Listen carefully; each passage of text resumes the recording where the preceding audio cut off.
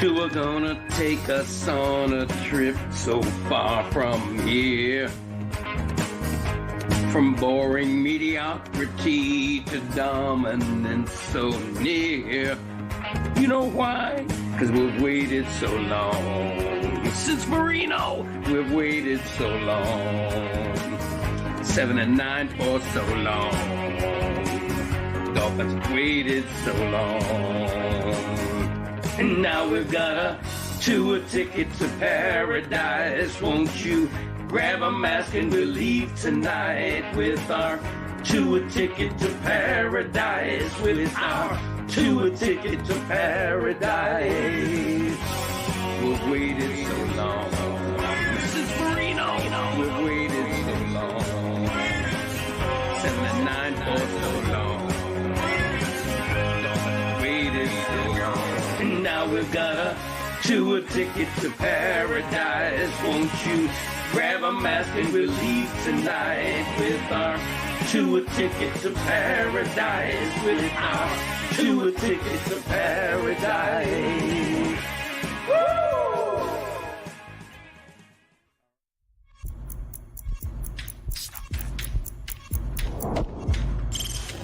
Stop that. Stop that. Stop that. I hear him chat to the noise. Move too quick, can't stop for the talking. I hear him chat with the walking. Just too sharp with the prize. White girls let it tell me I'm awesome, yeah. Hot like fire on the pan. If you wanna touch my please use caution. Cold like 0 degrees. I'm out the cage, gotta let out the beast. Revolutionary, gotta let out the streets. Locked in a cage, I'ma let out the sheets. You can't go out, man, forget my peace. You take the west side, take on the east. I'ma put him in the cage, never let out the. Yeah, I hear him chat to the noise. Move too quick, can't stop for the talking. I hear him chat with the prize. Man so tough, but mans keep walking, yeah. Just too sharp with the prize. My girls, let it tell me I'm awesome, yeah.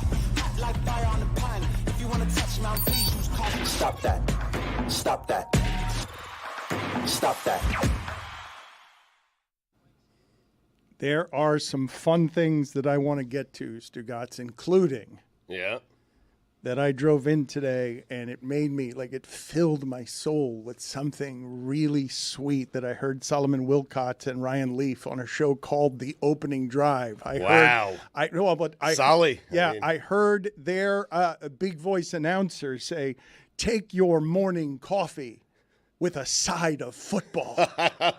and I just got into my day the way that I wanted to. But before we get into talking with Juju and Tony and Mike and Chris Cody about the events of the sports weekend, the big story of the day today.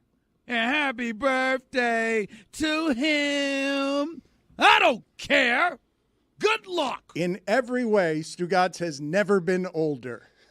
This is the oldest he has ever been. He is sort of shaved 4 days ago. He is, I don't know what the gifts are for his birthday. We have a gift for him today for his birthday that we're going to surprise him with. Do you really? Wow. I'm very excited. The first time the show has gotten me a gift. I think, guys, you know what the surprise gift is, right? Everybody knows except for Stugotz. In terms of gifts, where would this rank on greatest birthday gifts that we could just give Stugotz to make him happy? Number 1. Really? Tony, hold on. Tony, you're aggressively knowledgeable there where I've got a show full of people who know Stugotz for a long time. Is this you're promising the number one gift that we could possibly get Stugotz to make happy? I know my guy Stugotz. I know what he likes. Yep. Obviously, he's done a lot of things. He's gone to the Sphere. He's done God knows what with the dead. Like this, if we could do one thing for Stu today, it would be this. Mike, do you know what the gift is or do you not? All right, Juju. It'll be a surprise for me, Do you know what the gift is or not? Happy birthday, Mike. Yeah. Okay, so this is not a great room to ask. I know who it is, but based off Tony's guess, I'm thinking the You dead. just said it's a who. person. You It's just a said person, who. all right. Chris, go sit in the penalty box. Box. Well, Tony was very smart to clarify it's the best we could do today. if you were telling me perhaps that in a few weeks you were sending me back to the Sphere to go to 3 more Dead & Company shows, that would be great and probably number 1 on my list, but that is not today. Today is today. But it seemed to you and the audience like we were getting you an actual gift, and no one likes the guy like Chris Cody who ruins the surprise right off the bat. Right? Like, already the surprise is ruined by making it a who. He gave him too many details. You would have ruined it in like 30 seconds. Right.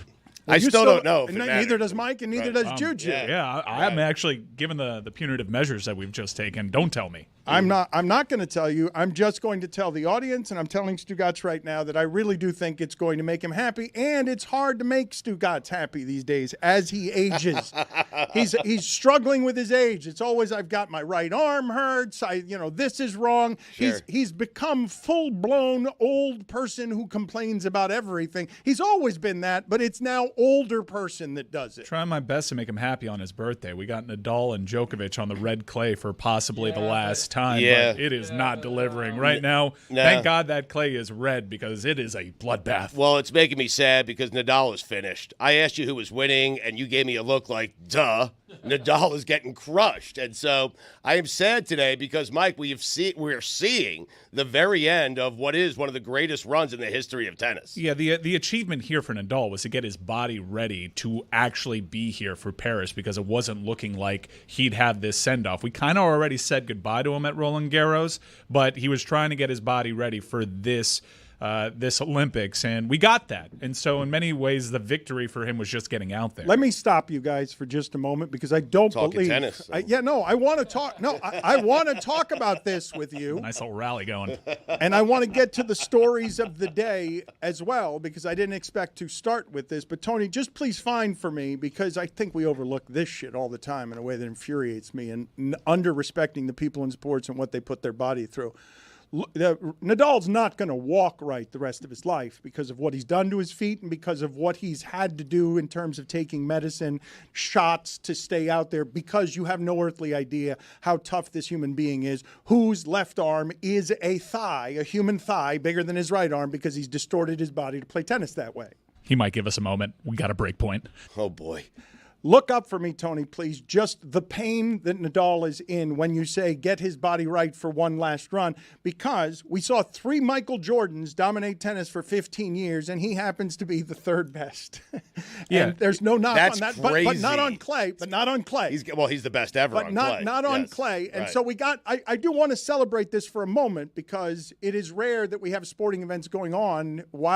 How nice has it been to get up in the morning and you've got the Olympics that are there? Dude, the Peacock coverage has been unbelievable. This is the first time we've had a streamer like this have these rights for the Summer Olympics at a reasonable time. So you're watching all these things pretty much live as they're happening, and it's so easy to follow. And plus you got the Gold Zone, which has gotten tremendous reviews. I watched some of it. It's a whip around show like the Red Zone, but for Olympics. And it'll only get more exciting as you get more and more games of consequence here as we get into the medal rounds. I think Nadal has won 22 Grand Slams, if my math is correct, and yet he is the 3rd best of that generation. That's crazy. It is, and what's even crazier is that there are so many guys like that are 4th, 5th, and 6th, and 7th that if they played in any other generation would probably be talked about as like all-time great. This is a show that we did 2 weeks ago, but I think Nadal is he's entered that Tiger Woods territory, and I don't know if you guys saw a photo of Tiger Woods' leg without a leg sleeve.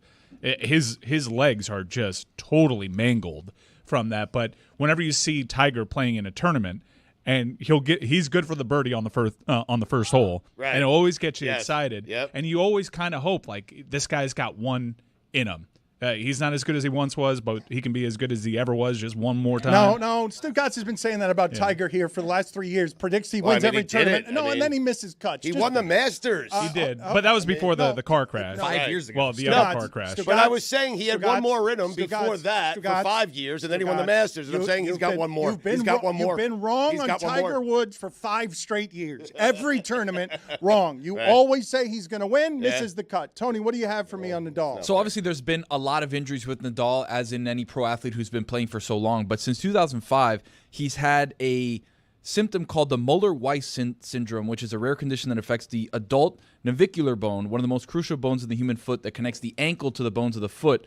and there's no cure for it. So he just basically plays on it with no cure, and it's debilitating. He says he can't walk for 20 after. years. He's been playing in that kind of pain because you have no earthly idea how hard it is to be tough enough to be third best of that era. An injury that I think is made worse on this surface, and probably it became a thing because of this surface that he excelled on. So all right, so but this is where I wanted to start with you, Stugotz, because we're talking seriously here about pain threshold and recognizing greatness, measuring greatness, valuing greatness. Because the two stories today coming in here are the Olympics in general, and I'd put it front and center at that.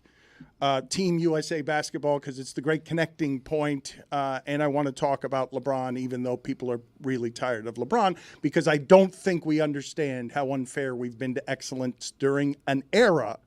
Over the last 20 years, social media, mocking people. He was always chasing Michael, always chasing Michael. To see him holding that American flag, and that flag means something different than it did 20 years ago, but the thing holding it doesn't, it's still excellence for 20 years. Today's Ali, you better appreciate it, because it's today's Ali that he could be the oldest player in the league holding a flag that doesn't mean what it did over the last 20 years, and that I asked you all now, all of you, give me the greatest controversy of his career, because you just mentioned Tiger Woods. Nobody does that.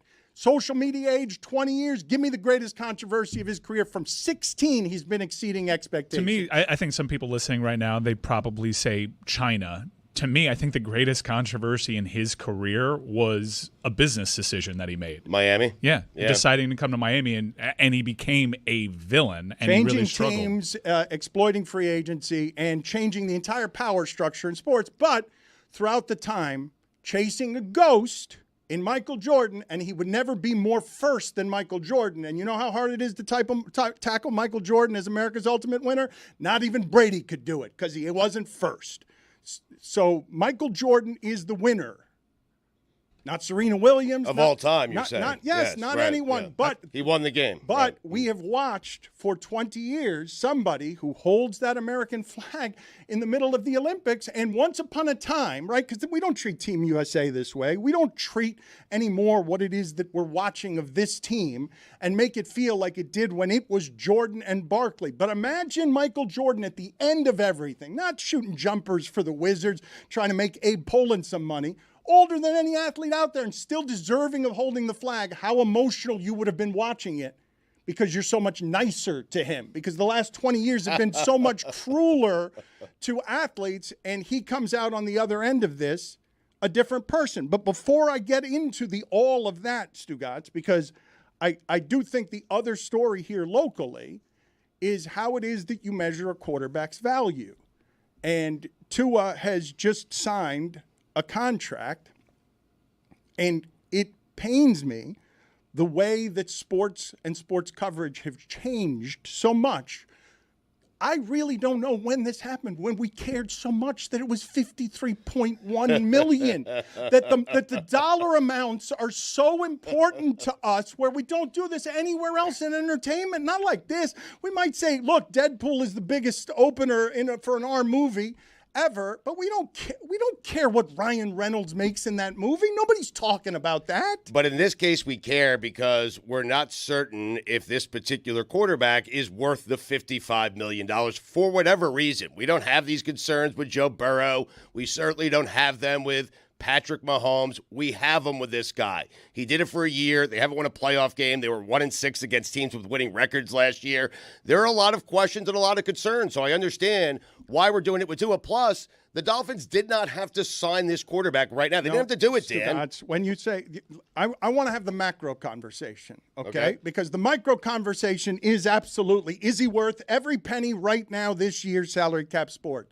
I want to have the bigger conversation of how the sports coverage has changed in 20 years that contaminates and corrupts the way we view someone like LeBron, because when you know what everyone is making all the time, you're perpetually in sports media assigning value to them, and then Skip Bayless makes a career of saying you're not as valuable as you think you are, making us all more valuable. Like the criticism game of 20 years that LeBron James has survived to hold that flag, Kaepernick couldn't survive it under that flag. And I tell you again, look at what happened when the temptation arrived for Tiger Woods.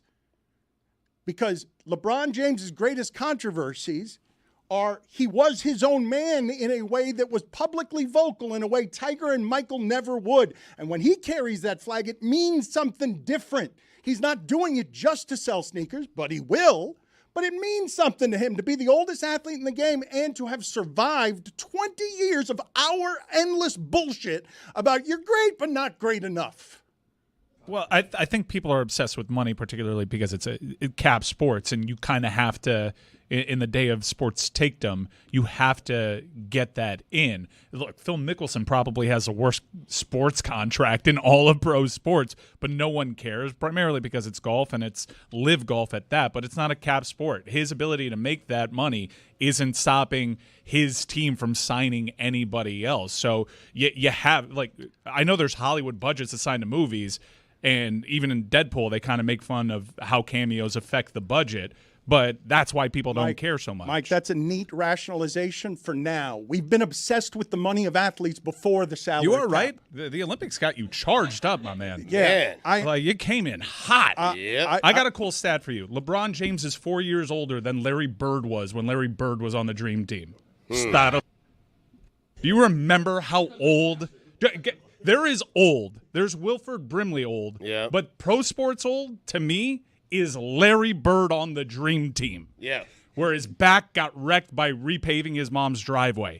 That Larry Bird. Yep. LeBron is 4 years older than that Larry Bird. And still a shining example for our culture. Like our culture, we used to seeing our superstars and our heroes take a big dive after a while. Like Dan said, it's been 20 years of an unblemished resume for an example to be made for children to follow him, for an example for players to follow him, and now he got his son. He's going to be in the history book. So to do all of that, and whenever it's everybody on the NBA, the USA team is the man. But when 2 minutes left, everybody know, pass the damn ball to LeBron. He got it look in his eyes. And so with that still being, like he said, older than Larry Bird, come on, man, you are a legend. I don't know, bro. Michael Jordan is the ultimate winner, but I think LeBron is the ultimate example. Example of what? Not winning, though. No, example of a black culture, being able to follow a black example without a blemish on his record. To Juju's point, he spoke to it, too. When he was being interviewed as he was there holding the flag next to Coco, he mentioned, like, for a black man to be holding this flag and set that example. He's always been aware of it. He's always aspired to be something, in some respects, sometimes something greater, more impactful on social issues than he can be, but he's also shown in his career that he can be super impactful. Just look at his time with the Heat and wearing the hoodies and the statement. If you look back at the reaction to that, now we see political statements made all the time, even though that's more of a social rights issue, a civil rights issue. But he is always keenly aware of what the goal should be for a role model. And he's never slipped up, to Dan's point. His only slip-up was a business decision. Right. No, he's great. And, Dan, he has received over these 20 years a lot of praise as well. I mean, all we're saying is he's not as good as Michael. That's it. There's no shame in that.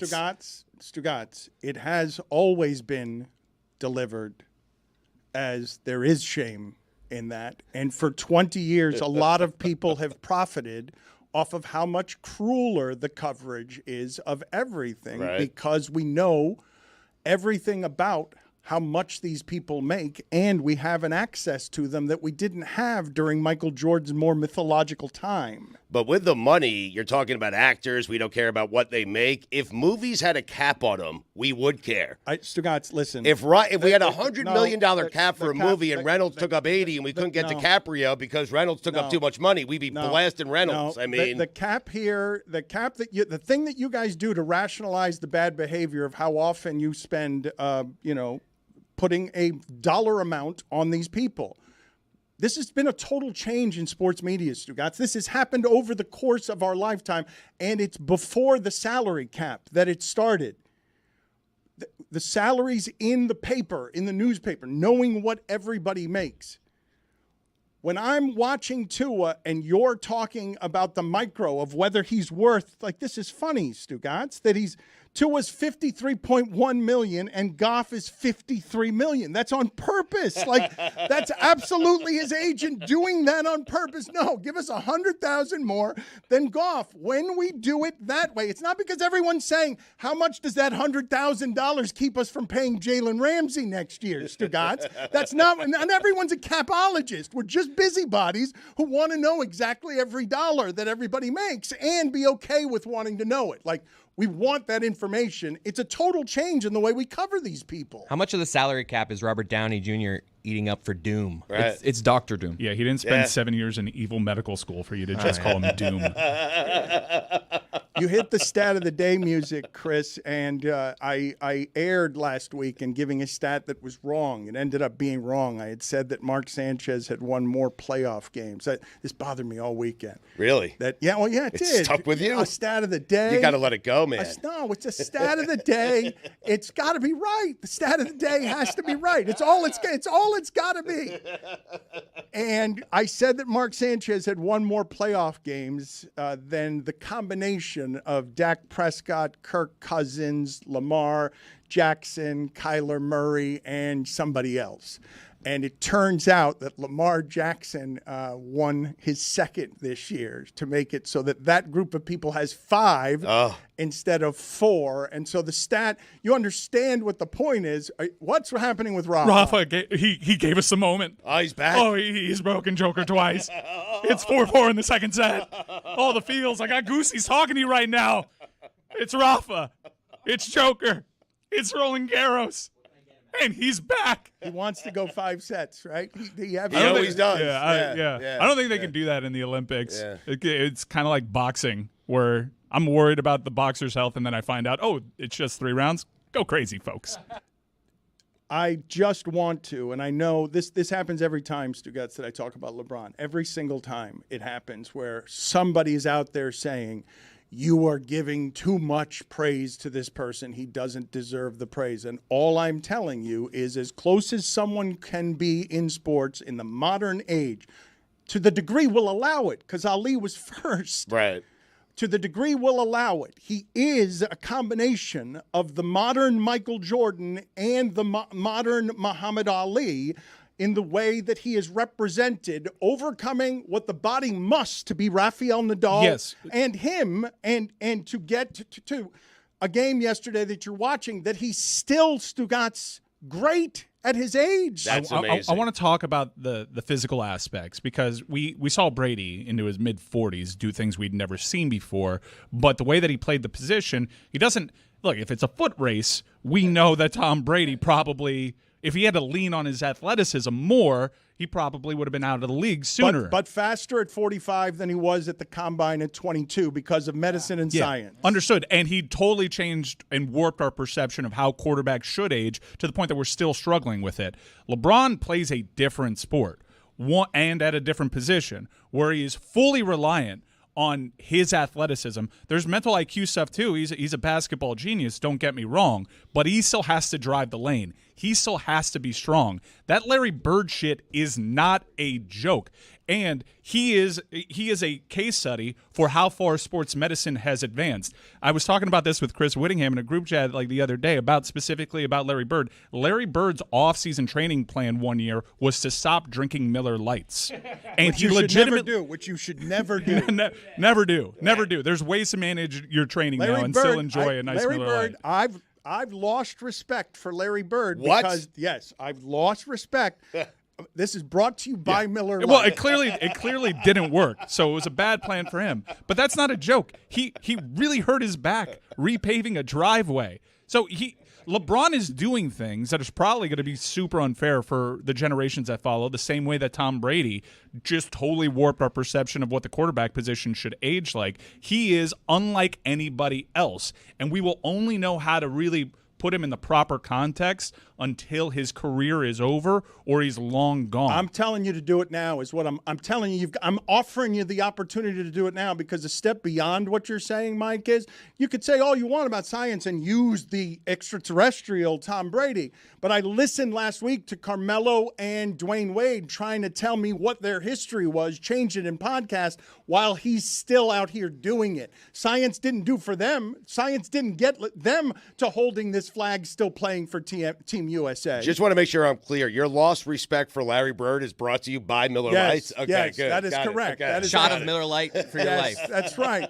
That's right. Larry Bird, I have lost respect for you because the way that you said that you got in shape is by stopping drinking Miller Lite. That was his claim. We don't know if it actually happened.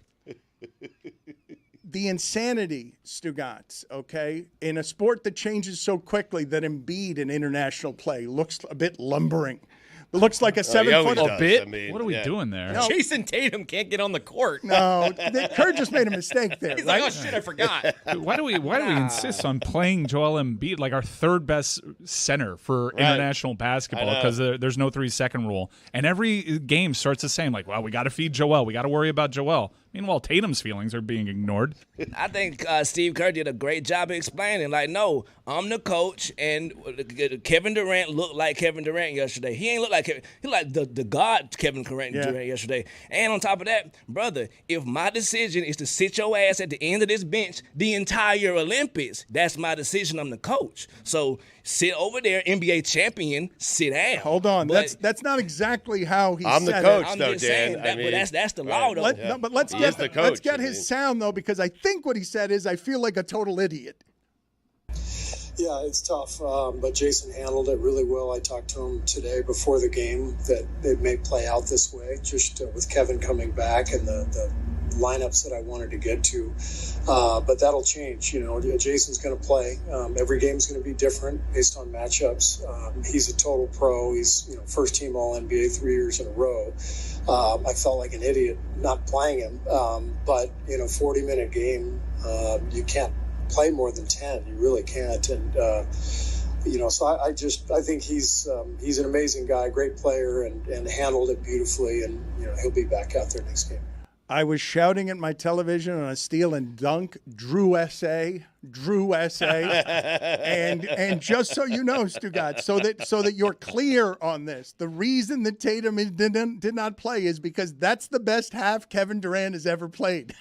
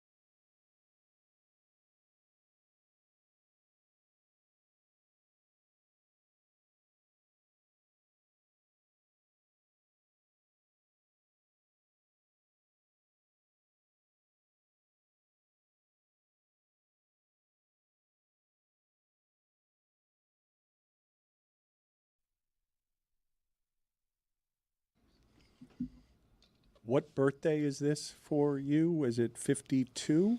It is 52. I don't feel a day over 75, but it is 52. How are you feeling about things today as it's your birthday? Will it be a celebratory day? I don't know at what age birthdays stop feeling like something you feel like About you 5 years ago. should celebrate. Yeah, I don't know. I'm not going to celebrate much. It's a Monday. I don't like birthdays on a Monday. I just want to get through the show, have fun during the show today, get through the show, go home, take a gummy, maybe play some golf. I mean, it's what life is all about, Dan, at this stage of my life, you know, gummies and golf. How was the New York experience? You spent last week there around your dream scenario. How did that go? It seemed like it was very polarizing. It seems like it was volatile. It was a bit uncomfortable. I don't care. You know, at this stage, I go in there, I throw a couple of grenades. I have everyone saying out loud into microphones that they too want Evan Roberts' job. And, you know, mission accomplished. I walk out, they talk about me today. They bashed me. Some people liked it. Some people didn't like it. You know what, Dan? What can I do? I'm not going to stay up at night worrying about pleasing everyone because you know what? I can't please everyone. I can only go and do these things and try to have as much fun as I can have. And I felt like I had fun, except for that 1 hour where my stomach was in such shambles, I almost crapped myself on the air. What happened? Was that when you were confronted by that guy in half a hood? Oh, tyranny? No, this was just bad food the day before. Yeah. Oh. Yeah. So It was just you just didn't feel good? You were just going to crap yourself? there was a good hour where I left Gio hanging several times because I wasn't really listening to what it is he was saying. I was focused on trying to keep everything inside. Oh, that's not great. It was not. That's not a great situation. And my back was sweating. It's sweating just talking about it right now. So about your stomach, has that ever happened to any of you where you can't not? I'm talking about on air. Yeah. On air. Of course, this has happened. No, I'm talking about on air. There's a lot of time we've put in over the years where a bathroom situation makes it so that you can't concentrate on what you're doing for a full hour. I don't think that has ever happened to me. I think adults generally have control of their bowels better than that. I think this might be a you problem. We've been doing this a long time. Did you just blame Indian food? I didn't say Indian food. I just said the food I had the day before. I went out. I had a nice brunch with Diana Rossini, and I noticed that we were at a place.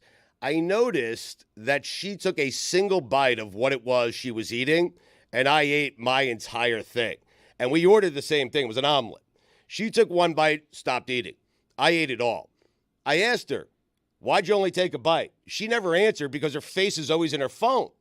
And so, but it dawned on me as I was thinking back to it in the moment. Oh, you think you poisoned yourself? You think you ate something? I think she ate something. She knew it was bad. She forgot to tell me to not eat the thing that she wasn't eating because she was reporting. If that's not the life of an NFL insider right there in a nutshell, doesn't have time. Put it on the poll, please, Juju, at Le Batard Show. Does an NFL insider have time to tell their friends they might be food poisoned? And I was so hungry, I ate mine, and then I took a bite of hers. I mean, I reached over. She wasn't eating it, so I cut a little piece off, and I had a bite of hers. So, but it was fun. I had a good week. You know, it was a little frosty up there, I got to be honest. Frosty. Just, you know, people aren't happy with me for whatever reason. I didn't take the program director's job. I want everyone else's job. I'm vocal about it. There were some people in that building who were not big fans of mine, and quite frankly, I don't blame them. I was surprised that you rolled over when that guy confronted you. He's big. Yeah, he's big. Physically big? Yeah, he's on my list of top 5 sports radio goons of all time. It's him, Dan Cilio. I mean, Sal Licato's also on the list, but I like Sal a lot. But those guys are big, man. They intimidate. Dan, I'm 5'7". I'm 52 years old. I mean, what am I going to do at this point? Well, not say things that offend them? You're right. I apologize to him. We love you, Stu, guys. You got a building full of folks here that's going to ride and die for you, brother. So Thank you. Salute to those big brothers who are quote-unquote big, but we got your back. So we don't give a damn about none of that bigness nowhere else. You feel me? Come on, bro. You are our partner, and we ride or die. Bad boys for life. I love you, man. Thank you. I feel your love, Juju. I do. I do. Kevin Durant had never dropped 20 points on 100% from the field in any half of his NBA career, including the postseason. He went for 8 for 8 against Serbia. The part that was funniest about that game is, oh, look, when Jokic is out there, Serbia and Team USA are exactly even. And then Jokic has to go sit for a little while. No, there goes Team USA 29-3. Like, we're forgetting to play players. It's just one right. Well, they forget. If it had gone deep in the game, we would have tried to wear down Jokic. But he could have beaten all of them. He's done it before. Like he can be out there just a cement mixer, because this part's amazing, right? Joel Embiid looks. Come on, man. So Joel Embiid doesn't fit in this game? Look at him. What do you mean he doesn't fit with every kind of basketball I've ever seen? Oh, but Jokic can dominate no matter where I put him? No matter where I put him, doesn't matter who's guarding him, doesn't matter how you want to play the game. You want to play it on your knees? He'll beat you that way too. Everyone's got to play on their knees. It's all in here, Dano. Right here, the heart. Joker got more heart than damn near the whole Serbia. And Embiid got less than Philly. Salute. I want to get to Stugotz in about 10 minutes, what Mike is saying about the Gold Zone, the broadcast. So good. I was watching, and I didn't realize, because I didn't read much of the coverage, when I heard Mike Tirico's voice for the opening ceremonies, and my wife and I were just spending the entire time laughing about how French it was. I'm thinking to myself, is that Peyton Manning? That sounds like Peyton Manning. Why would it be Peyton Manning? It was so funny. The very first Mike Tirico hit, they pan out, and it's just, here's Kelly Clarkson and Peyton Manning. I hadn't seen Peyton Manning. I was just listening to his twang, and I'm like, that's clearly Peyton Manning. But why would it be Peyton Manning? Well, why not? Well, he's an Olympic hero, right? Duh. Flag football, next Olympics. What do you mean? I legitimately, I never bothered to look it up. The information just came to me over the next 2 days that, yes, that is not only Kelly Clarkson, but it is Peyton Manning. But to recognize a quarterback by his accent, when most people in America can't recognize any of the wide receivers if they walk in and sit in your living room, I think it's a fairly amazing thing to have a voice that you recognize because it's been a part of your life for 15 years and you're confused as to why it's there. And then when you think about it, you're like, nah, it should be there. Why? Because I recognize that voice. It's everywhere. Djokovic has done this occasionally in his career, where he does not take a hostile crowd well, and he shows his true self. He's a heel. He's a villain. He eggs him on. So yeah. Nadal was making a run here, fought off break point after break point. It's a best out of 3 in the Olympics, and Nadal had tapped in, turned back the clock, tapped into his greatness, and the crowd really rallied behind a Roland Garros hero in Rafael Nadal. They were booing Djokovic. So when Djokovic finally broke Nadal, he chirped back at the crowd who was booing at him, and he was talking to them. And now he just won the match.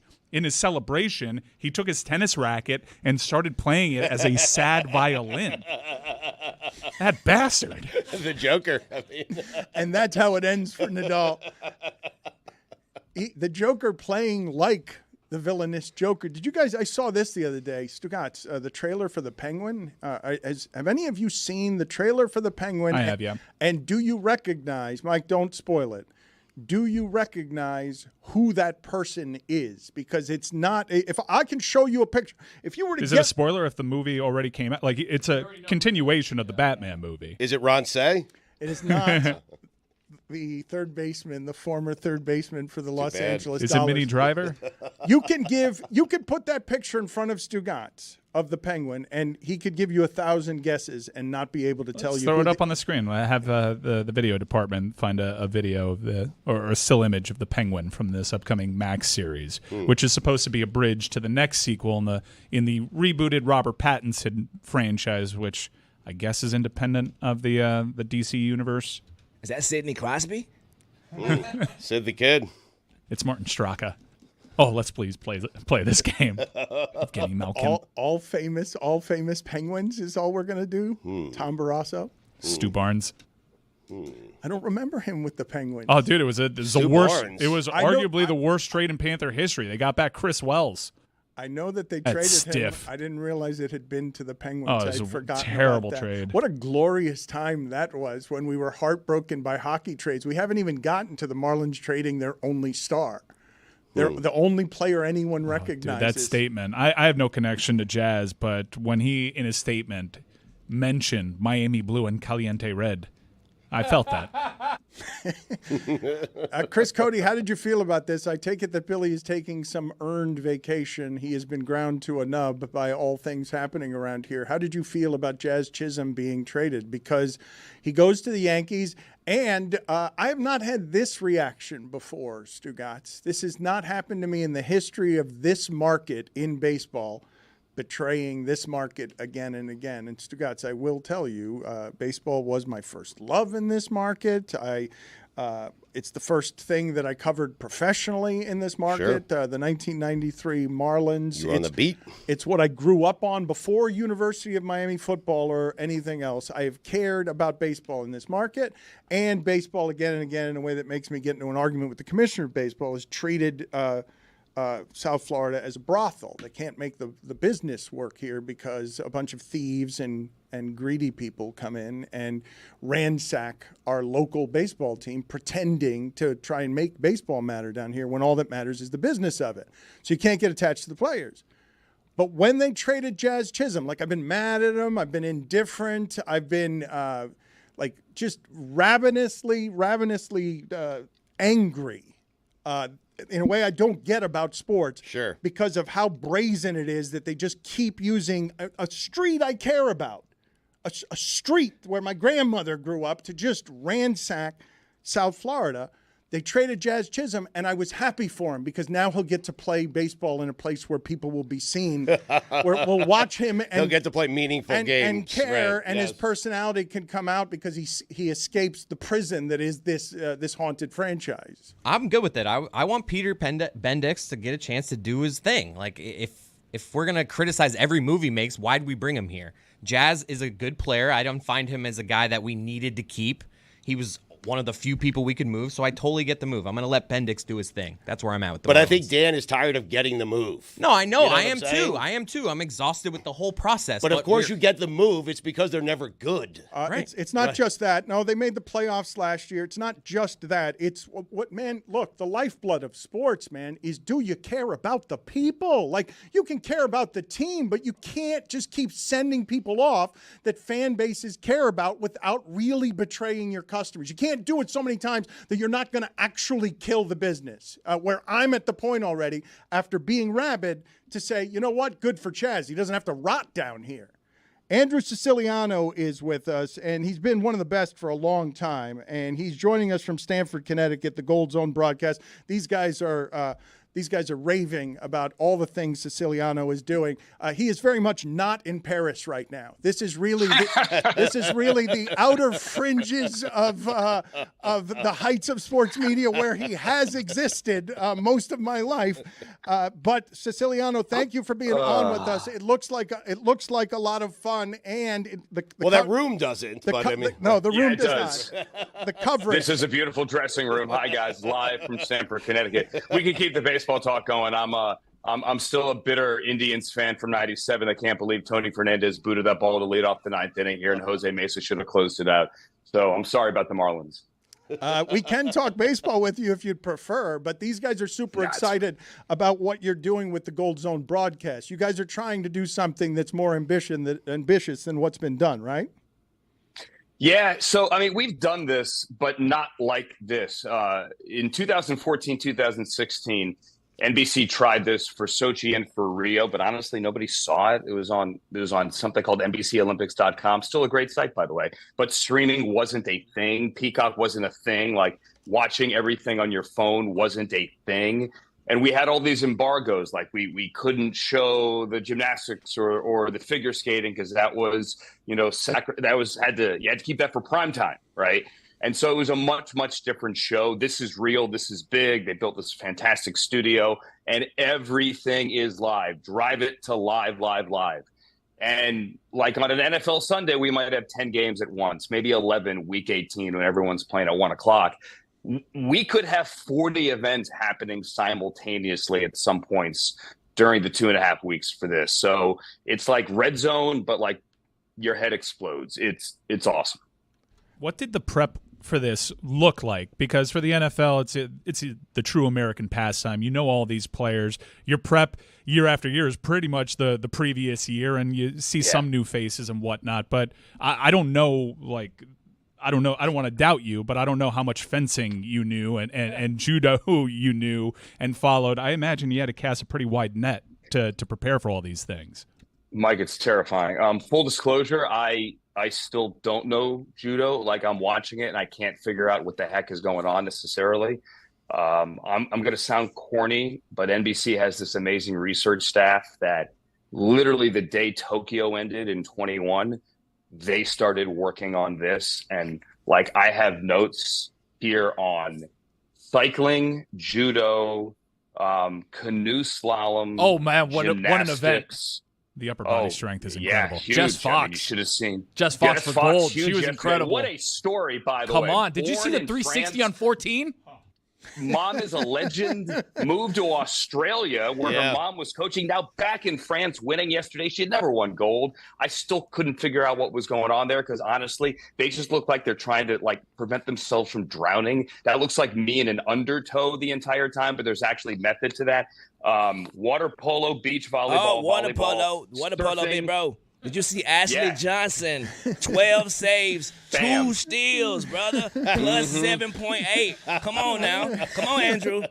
Come on now. I'm learning it. Surfing in Tahiti, where there's a 12-hour time difference. Badminton, fencing, handball. Handball's awesome. We need more handball in the U.S. Like, can you imagine Tyreek Hill playing handball? Table tennis, rugby, like all of that could be on the air today. So I can't know it all. There's 10,000 athletes in 39 sports. I'm leaning heavily on the research department. I'm going to read something to you here because John Green, the best-selling author, is writing on Twitter after being on the Gold Zone on Peacock for a single weekend. Quote, "I've taken a lot of drugs in my life, but I've never taken a drug like Peacock's Olympic Gold Zone. What a rush. I'm deeply invested simultaneously in judo, fencing, gymnastics, and kayaking." Siciliano, have you gotten briefed yet on breakdancing? It's yes, I have. And by the way, we saw that tweet yesterday. We have a group text, everyone on the crew that went around, and somebody said we're better than meth, and then the Breaking Bad gif started flying. Breakdancing. It's breaking technically, and you should get to know Sunny Choi. She's a 35-year-old Estee Lauder executive in her free time, went to an Ivy League school, ended up breakdancing when evidently out late one night as a freshman or something, like after a few pops. And now she could win a gold. She is America's best shot to win a gold in breaking. And I don't know, have you guys seen how this is set up for breaking? I am supposed to be our show's expert on this. I have not yet. You didn't give us anything, Dan. Oh, jeez. I know. I haven't gotten briefed Dan, yet. You didn't tell me about the Estee Lauder CEO. He gave us a flyer called- pick. I mean, Yeah, B-boys and B-girls. That's like the official name of the athlete. Like, it's not a fencer. It's a B-boy and a B-girl. And they're going to be like dance battles. It's a DJ. They don't know what music's coming. It's a 60-second track. And then they're just like dance battles. I go, you go, I go. And they're judged. Again, no idea what the music is. And even if you love it, and I know you're going to love it, it's not allegedly coming back in 2028. It's a one-year thing here in 2024. In LA, I'm told we're not going to have breaking, like flag football comes in and other stuff in 28. So enjoy it while it's here. They don't know the music? That's really unfair. Like, From what I understand, That's the competition. They don't know the music. Like, what if somebody Here's gets a track. Sailing by Christopher Cross? Dance. That would be awesome, by the way. That would be fantastic if they did that. I think at one point you were in front of 16 boxes. I think I saw you Yeah. and Hanson in front of 16 boxes with video in them yesterday. We're just snorting sports right now. What is that box called? What is that box called? I don't know that. So Jack Collinsworth called it the Wonder Wall. Little Oasis callback. We're not in London, but why not? I don't know if it has an official name. The It's a beautiful set, though. hexadeca. What is 16 though? Because the biggest Manchester, famously. I've seen on Red Zone. I saw Octobox. The Octobox, is the Dan. biggest I've ever seen. Scott loved that. He had one of those yesterday. I don't know what the 16 is. Can somebody help me with the Latin prefixes? Somebody? I'm going to say hexadeca. I don't know. I got it for you. It's beautiful, though. Weird being in the same room as Scott Hansen. We'll get that information for you. But weird being in the same room with him? It's different. Look, Scott and I worked together for 13, 14 years at NFL Network, but we never did the same show together. Maybe like he and I were talking about it. Maybe there was like a handoff from two different locations for training camp. I'm in Denver. Let's go to Scott in Tampa, that kind of thing. But this was the first time I think we were actually on the same set at the same time.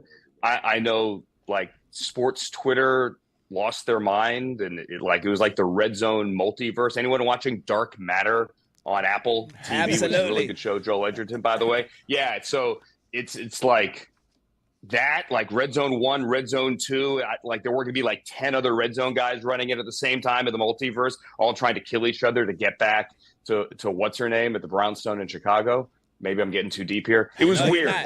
Olympic competition between the both of you, Andrew versus Scott.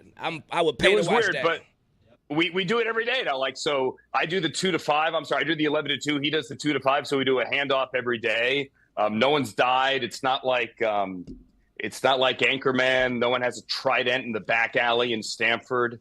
And there's no fighting yet. I think we're okay. You're both exceptional at what you do. Nobody except for you two might know exactly how hard that is because it's a really unique job. I remember the people at ESPN used to say that the doing of highlights on Baseball Tonight, that was the hardest show to do on ESPN because it's live highlights all day. Yeah. Nobody but you two, you and Hanson, know more than anybody how hard that job is or isn't. So let me ask you a question that is, I guess, a bit delicate, but I don't mean it this way. You're both craftsmen. You're both exceptional at what you do. Is there anything that you look at and say he does better than you and that he would look at and grant you that you do better than him? Okay, so that's a great question. This is going to sound like I'm avoiding the question. I've never seen his red zone because for 18 years, I was doing mine. And it's not like I could record it because I had DirecTV, so I didn't get his. And so I would come home and the NBC game was already on. Sunday Night Football was already on. And I know you're going to say, well, why didn't you watch last year? Well, a lot of times I was at Rams games. I did a bunch of Browns games filling in for Jim Donovan when he stepped away for a little bit. The number of Sundays where I was actually home on my couch, I can count on like one hand. So I've never actually seen it. I can say this, Scott's really good at what he does, like as a NFL Network anchor. He's awesome. And I always thought he did a great job with everything he did there. But again, it's going to sound like officially. No. Understood. That makes sense. You had 4 chances to watch. You're avoiding watching the show. Yeah, you had 4 opportunities to do so. 4 chances, and you declined each of the 4 times to do so. I think that is statement enough and obvious in how loudly it speaks. I'll say this. He's doing a really good job on Gold Zone. Right. I am watching that. Right. He's doing a great job. He's setting up all the swimming well. Right. He's getting all the gold medals swimming. And so that's amazing. He's killing it with that. I will say that a lot of people miss you. And if you're a Siciliano person, you are not a Hanson person, and perhaps vice versa, because you've learned to be like your Sunday experience is unique to you. And this is the voice that you've ridden with for a long time. NFL Network laid you off in April after 13 years. Did that hurt? Were you expecting it? You're a huge professional, and you will have no shortage of opportunities, obviously, after that. Without getting into the contractual side and whether I expected it, that's a different issue. Yeah, it did hurt. I mean, look, you're there 13, 14 years. It was something you knew would happen one day. Maybe not that day. I was not the only person that day, however. That's been well publicized. So, I kind of felt for everybody. There were a lot of us in that same boat. The business is tough these days. I totally get it. I'm going to miss the friends. I made a lot of friends there. Thankfully, a lot of us still live in the same neighborhood. I see them all the time. I mean, that was what it was. But I'm not the first. I'm not the only one. And it probably won't be the last time. A lot of us have been told go elsewhere in this business. So I'll do that. I still love football. I'm still, knee deep in it, still doing the Rams. I'd leave here in Stamford 2 weeks from now and then get on a plane and got Rams Cowboys the next day on ABC 7 in LA. So still keeping involved there and ready for the next chapter, whatever that is. Any blessings or learning in it? Blessings or learnings. Always download everything you need on your computer because you never know what's The blessings or learnings. No, it's not like I took anything. It's just, you got to get ready for those things. Blessings or learnings. Hey, don't be afraid to do your own thing. I think you guys, and I mean this, it's a brave new world out there, and it can be scary, but you guys have built something. Don't be afraid to go out on business on your own, because sometimes it can be wonderful. I know it's not easy, but wouldn't recommend it. Oh, yeah. Well, but at the same time, do it, own it, be proud of it, and if it works, it works. If it doesn't, it doesn't. There's some pride in ownership. I'd have to believe, right? Yes, absolutely. There's pride. See? Oh no, Yeah. it's just very hard. It's much easier. Unlimited to have, PTO. I mean, it's amazing. Much Yeah. easier to have a safety net without, Of course, with an employer. Much easier. Self-employment. No, totally. And not to get too inside baseball here. Everyone said, "Oh, do your own thing." Well, there's a million people doing their own show in their own basement, right? I mean, everybody has a show in their basement these days. Not that you guys are in your basement. This is a beautiful studio, but you get my point. You're in the basement. Look, it's sir. a brave new world. You call it the gold zone, but you're only in the one in basement, the sir. basement We're is in you. Miami on the Bay. You're pretending to be in Paris when you're in a dressing room in Stanford. As you said, it is very nice to be wearing a suit that somebody else bought and paid for. Right. It is very nice to be in a studio that somebody else bought and paid for. I enjoy that part of the business as well. Andrew, we like to play a little game around here called Shot Put for Your Life, okay? Okay, Ryan Krauser for your life. Really? It was Joe Kovacs or Ryan Krauser. You're going Krauser, huh? There you go. Wow. Amazing. Yeah, why not? You're prepared. You're good. Siciliano, we're going to check in with you again, all right? I want to check in with this dressing room occasionally during this. I know you're very busy, but if you have a time here and there to sneak in with us and do some laughing, we'd love Let's to do have it. you around. I'm here. I'm on at 11 every day, so perfect time. Whenever you need. All right. Thank you, sir. You got it, boys. See it. It was Colin Farrell playing the Penguin. Whoa.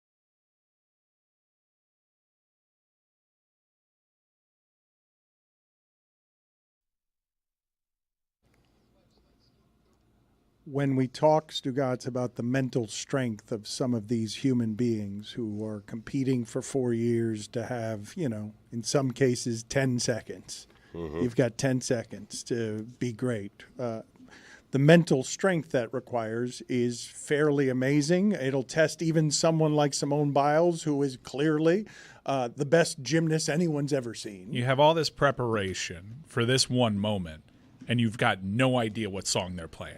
It's like, I think I got a couple moves. I know where I'm going to go with it. And then, boom, you can call me Al. Fuck. I'm guessing that's probably not. I'm going to say that there are restrictions on what the music is. There's going to be a genre involved. I don't think it's going to. They got to have an idea of the BPMs. It's not. Because you're like ready for like 115 and then. Although that would be a pretty fire routine. Like, it might be.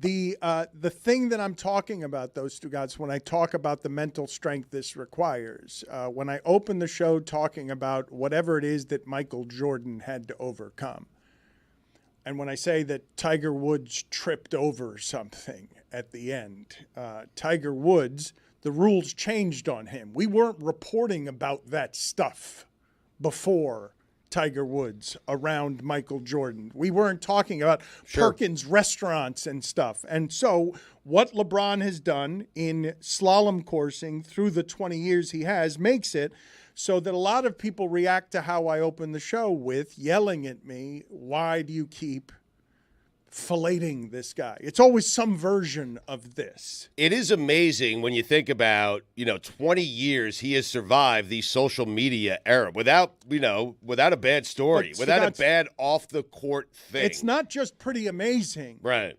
It's unbelievable. It really is. It's not something that makes any sense. And we've been so busy. You're saying, well, Danny gets plenty of praise. Yeah, but we've covered him unlike anyone since he was 16. But as amazing as that story is, it was not even the most amazing story in American celebrity, and it's not even the most amazing story in American black celebrity. Snoop Dogg, are you kidding me? How do you go from murder trial to you are an American mascot over 50 representing hip-hop still? Like, how is that possible that Snoop Dogg is beloved cultural icon in every living room and he outlasted marijuana stigma? Like, he just outlasted it. Just like LeBron outlasted Bayless, Snoop Dogg did something better. He outlasted our repressions on marijuana. I'm genuinely curious. I want to look it up, like who's in charge of making these broadcast decisions for NBC, because they've knocked it out of the park. And I imagine maybe they had a lot of plans for the last Olympics that got impacted by COVID, and maybe they couldn't do it. But I don't know if you've seen the ratings increase. Yeah, they've been great. It's biggest up since 2016. 2016. Up 83%. This is an astronomical number. To have 32.4 million people watching your Saturday coverage, your day one coverage of the Olympics, is astronomical. It's bonkers. It's 1.5 times. It's 2.5 times Caitlin Clark here in this country. Mike, it's crazy. How numbers. about meeting the moment? Because you just heard me lament and joke gallows humor with Siciliano about the difficulties in building a business. Stugotz, this is really an amazing time in broadcasting where the streaming services have to match our need for stimuli. They have to advance and evolve the product. It can't be the way that they used to cover the Olympics. They have to give you more. They have to put it on your phone, and it has to be impeccable from another country.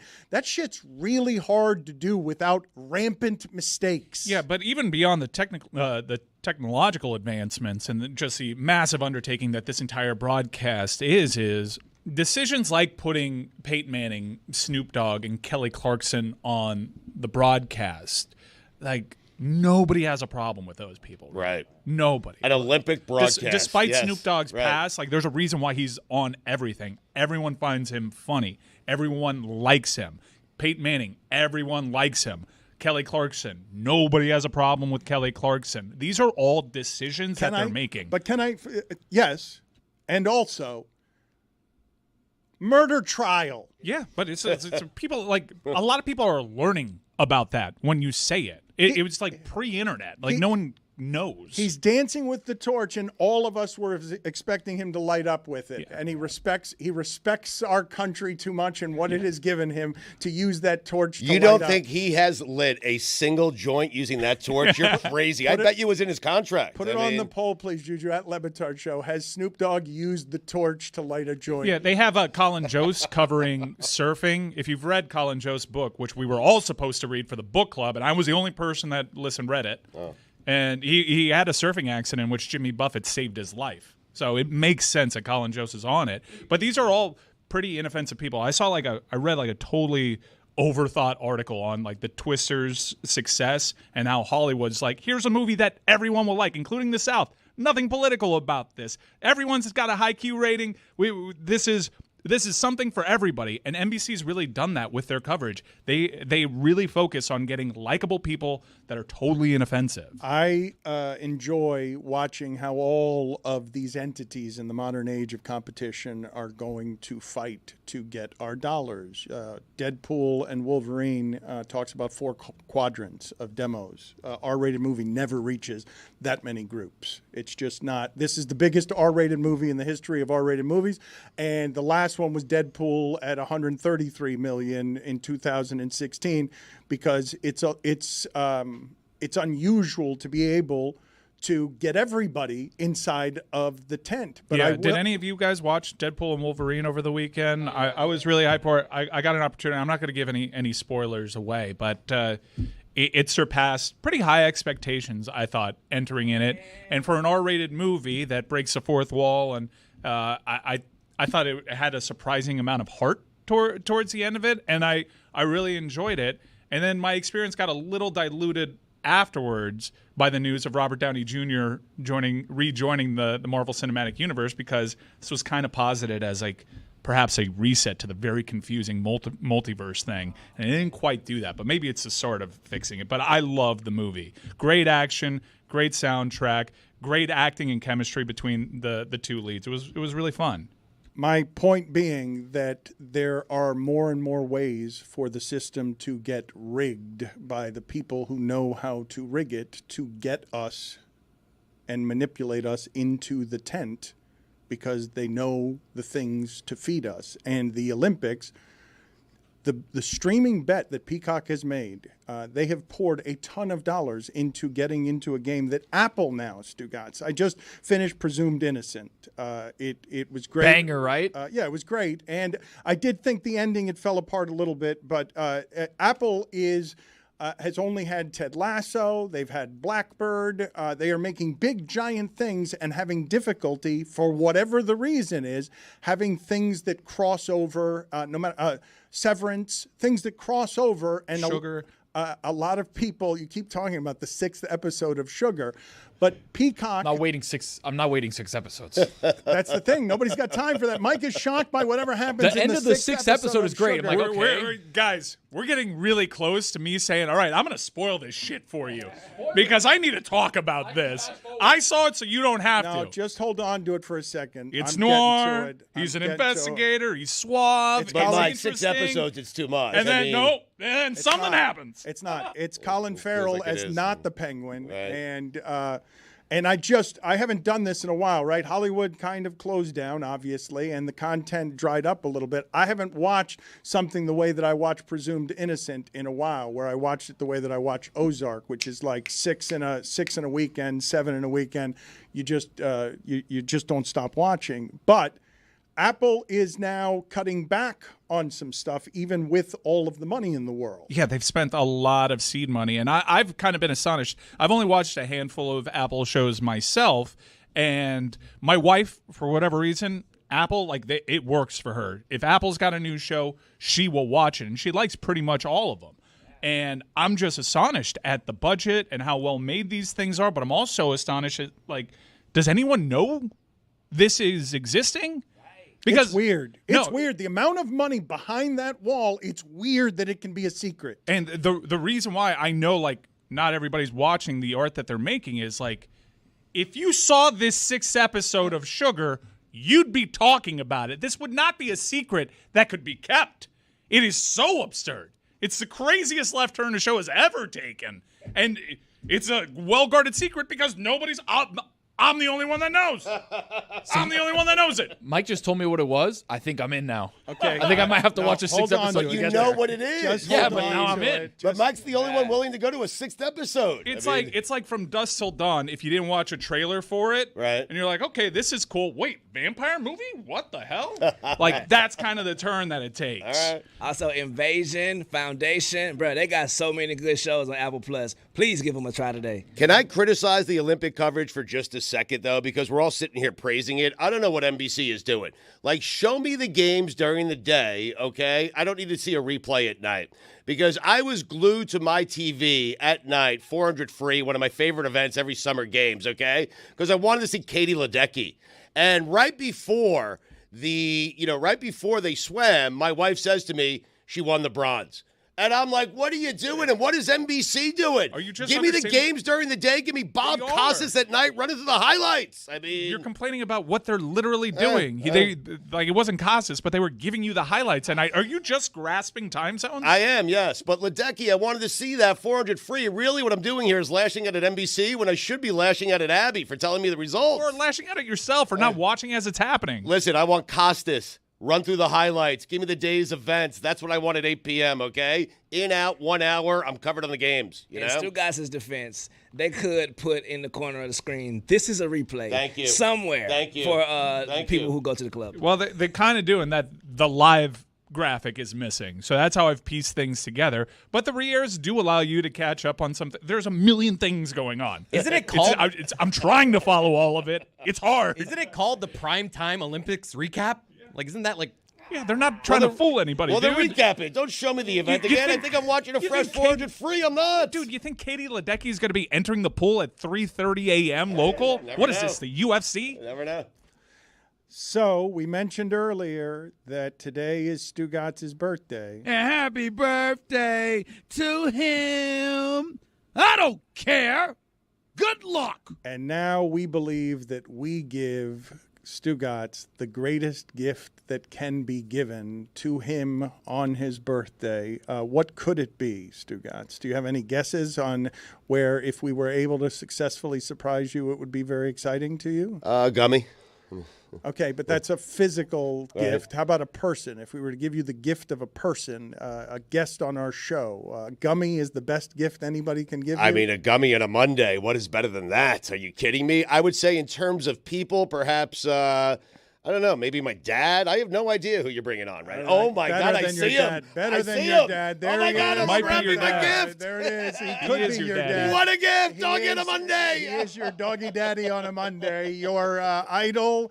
I don't know how he would have felt. Has the word gotten back to you on Stugotz ransacking WFAN last week? Have you have received word, Mad Dog? Does Mad Dog come with great praise and great pride for his protege dominating the FAN airwaves?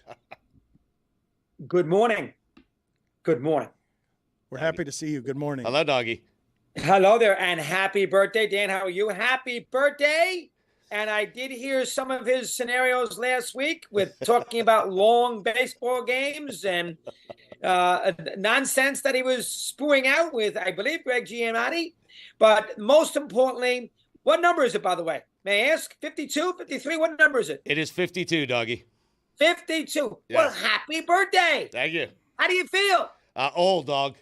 What do you mean old? I feel old. You're 52. I know, but you sit around, Doggy. You know how it is. You do these things for 20 years, 4 hours a day. Your brain starts to melt away. My body is evaporating. I feel old. I feel like an old 52. I certainly don't feel young. I mean, I just don't, dog. I'm sorry. But your mind is young. Yeah. You got Danny with you. Yeah. Your show is hot. Yeah. You got podcasts all over the place. Yeah.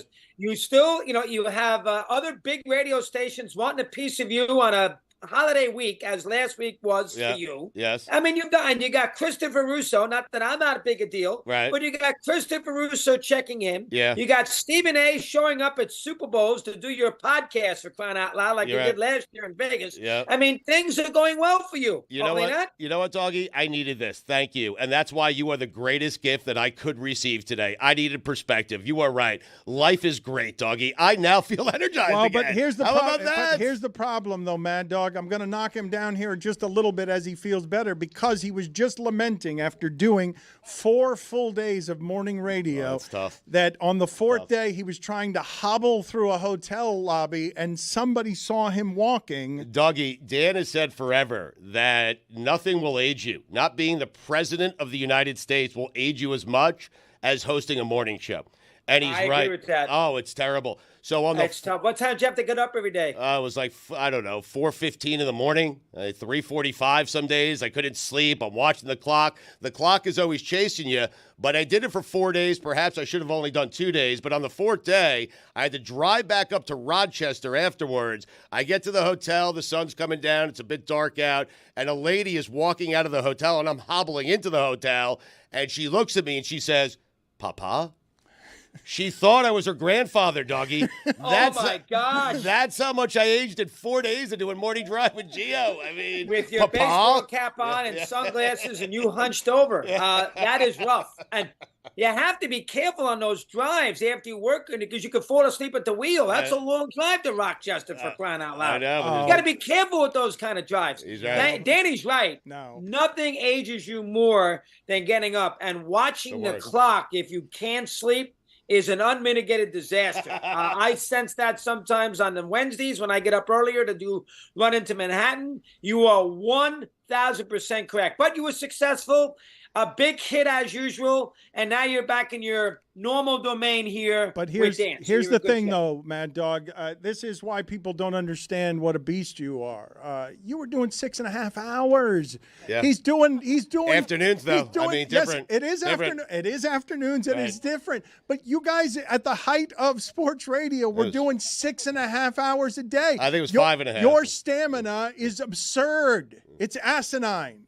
Well, it's 5.5. Thank you for the extra hour, but it was 5.5. But that was still long enough. I'll tell you what was the hardest thing I ever did was 5 hours on Sirius when I first got there in 2008 because there was no commercials and I didn't realize how much content that required. So that took a lot out of me those first 5 years. But Stugotz is right. Not doing it in the morning, Dan, getting up at 4 o'clock to do 5 hours, that is freaking hard. Your day feels good at 11 a.m., especially on Fridays when you got basically a 2.5 day weekend. But it is very tricky morning radio that length of time. Afternoons, you can manage it a little better. You can, if you can sleep to 8 o'clock, it's a little different. But the grind of daily radio in the AM is a very, very difficult assignment. But Mad Dog, but this is a place where Stugotz needs some of your effervescent forever youth. He got caught with his pants down last week because he doesn't care about Mets-Yankees the way that you will forever care about Mets-Yankees, that you're fundamentally incapable of not caring about the second inning of a Mets-Yankees game, and Stugotz didn't care about it the way you care about it. Why, Doggy? Obviously, Mets and Yankees played the 2 games last week, and the Yankees got swamped, so that's a bigger story. And Stugotz is breaking down 7-hour baseball games without his phone on. Yes, that is a tricky scenario. There are things that you have to create content if you're on the air. If you're doing local radio and the baseball teams are good, you got to concentrate on games in July. When they still got 50, 60 games to go. Anybody can do the football in the football season because that's a gift that never stops giving on Mondays with all the recaps Tuesday with the Monday night, Friday with the preview and a Thursday recap. You got the college football. Those days are easy. Sports talk, Danny, sports talk now has become a 6 or a 7 month deal with NFL. Once you get to, say, middle of February into, say, August 1st, sports talk becomes a lot harder. There's no question about it. Doggy, my issue with what was going on in New York last week is I'm not going to sit here. Like, sitting next to Dan, I've learned some lessons, and I've been armed with some perspective. And so years ago, I would have blasted the Yankees for having a bad stretch. But what are we doing? They've won like 30 World Series. The team is a game out. They're a playoff team and a game out in the AL East. And I have Gio sitting next to me firing everybody. I mean, it's crazy. I know. I mean, baseball in the New York area with the Yankees and Mets is sort of a game-by-game deal, and baseball is not a game-by-game sport. So you are 1,000% correct. And the Yankees just win 2 games against the Red Sox. They make the trade to get Chisholm there, which will help them a little bit. him a little personality. Yes, I mean, I completely agree. Baseball is a tricky sport to go through on a game-by-game basis because no one game is that significant. So as a result of that, it's hard to get a read sometimes when we do what we do, when we want to react to games. It's hard to get a read. I have been, I heard you guys discussing the Olympics. I've been surprised. The first 3 days, I've watched more of the Olympics than I thought I would. And I actually watched the Djokovic-Nadal thing this morning on Peacock, that Olympic second-round match. So I have been focused more on it than I thought I would. And I know the time difference, and I know what they do at night is sort of a review of the whole day, but I did watch the basketball game yesterday too. So maybe that will carry us the next 10, 12 days if you're a talk show host. This interview is presented by LinkedIn Jobs. Doggy, you brought up Nadal. Mike and I were talking before you came on. Nadal, Federer, Djokovic. It feels like we're seeing the very end of Nadal's career. It's been a great career. I think it's been 22 majors.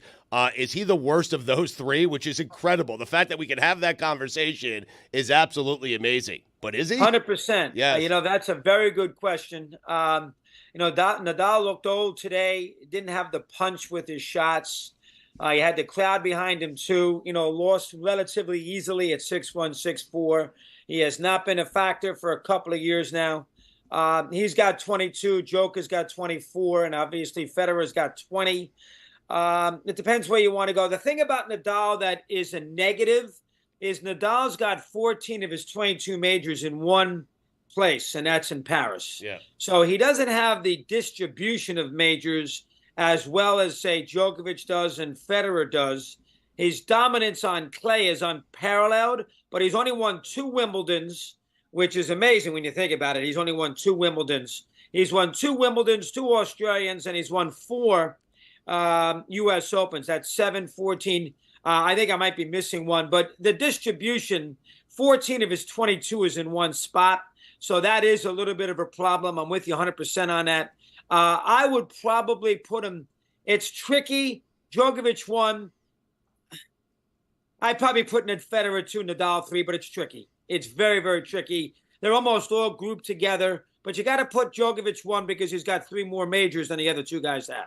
He's got to be 1. It's curious because if they were all healthy and didn't have to deal with the injuries, Nadal at his peak probably would lay claim to number 1, but you can't separate the injuries. What did you make of Djokovic chirping back at the crowd? He is so excellent that he doesn't really allow for the crowd to get behind other tennis players when they play. But occasionally when it happens, we see Djokovic lean into his natural heel self.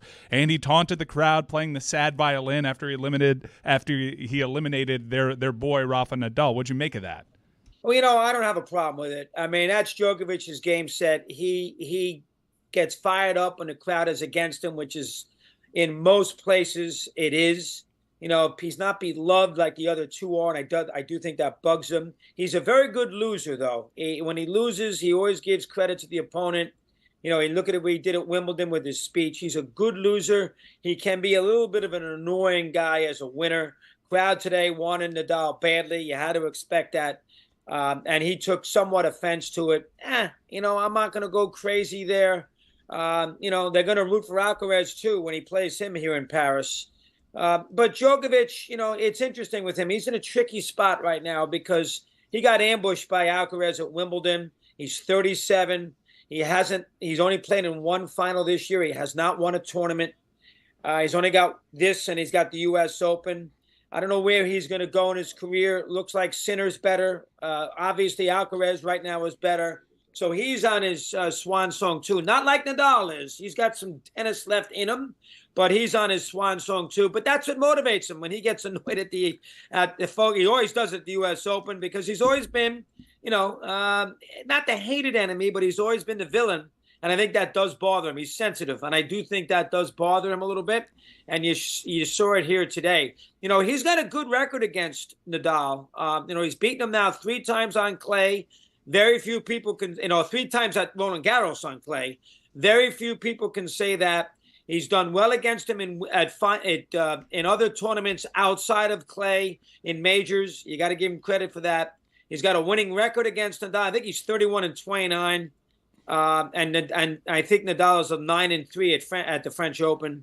So, I mean, he is number one all time. Now, Alcaraz is going to be close to him down the road. It's my birthday. He's talking tennis. It's my gift. It's my gift. It is your gift. I'm talking tennis with Doggy. Enough tennis talk. Happy birthday. We're done with the tennis talk. Mad Dog, I've got a question for you. You've had 3 portions of your career, and I want to know which was the most enjoyable and which was the most fulfilling, because those might be different. But creating sports radio in New York, starting ownership of your own Sirius channel that now results in another 3-year deal, or the present renaissance of being on First Take with more notoriety this late in your career nationally than you've ever had. Which of those 3 was the most enjoyable? Which is the most fulfilling?